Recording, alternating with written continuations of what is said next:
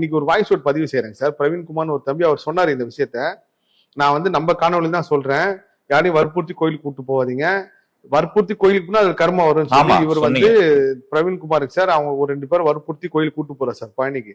நான் வந்து சொன்னல 48 மணி நேரத்துல நடக்கும். அதே மாதிரி அவரு ஒரு கணக்கு சொல்றாரு. இந்த கணக்குல எனக்கு விபத்து ஆயிடுச்சு சார். இப்போ வரைக்கும் அவர் ரொம்ப பேச முடியாம ரொம்ப கஷ்டப்படுறாரு சார். அவர் இதனாலதான் நினைச்சான்னு அப்படி எனக்கு தெரியாது. மேபி அவர் விதியா கூட இருக்கலாம். ஆனா நீங்க வற்புறுத்தி எந்த விஷயத்தையும் யாரையும் பண்ண வைக்க கூடாதுங்க சார். ஒருத்தர் உங்களை விட்டு பிரிஞ்சு போறாரா, நல்லா இருக்கட்டும்னு சொல்லி விட்டுருங்க. பிரிஞ்சு போனவன போய் நீ வா என் கூட வாழுன்னு சொல்லி வாழ வச்சீங்கன்னா அது அவனுக்கும் பிரச்சனை, உங்களுக்கும் பிரச்சனை சார். அது ஆணா இருந்தாலும் சரி, பெண்ணா இருந்தாலும் சரி. பிரபஞ்சம் வந்து 2 ஆப்ஷன் தான் சார் கொடுக்குதுங்க சார்.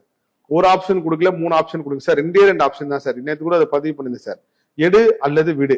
ஒண்ணு குடிகார கணவன் கூட நீ வந்து லவ் பண்ணி கல்யாணம் பண்றீங்க, அந்த கணவர் வந்து குடிகாரன் ஆகி என்ன போட்டு வாழ்க்கை ஃபுல்லா டார்ச்சர் பண்ணிட்டே இருக்கா, நிம்மதியா தூங்க விடலன்னு ஒரு பிரச்சனை இருக்கீங்கன்னா, நீங்க விரும்பி பண்ண கல்யாணம்னால ஒண்ணு நீங்க அட்ஜஸ்ட் பண்ணி வாழணும், இல்லையா விட்டுட்டு வேற நல்ல வாழ்க்கையை தேடி போகணும். இந்த 2 ஆப்ஷன் தான் சார்.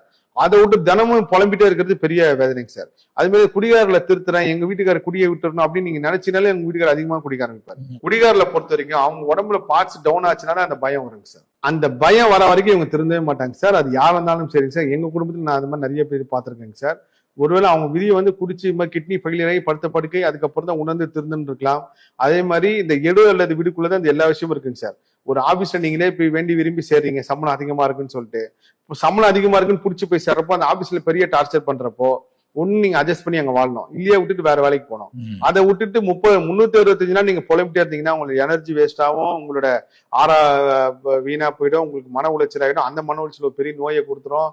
இயல்பா எல்லாத்தையும் கடந்து போயிடும் சார். அக்செப்டன்ஸ் தான் சார். நிச்சயமா சார்.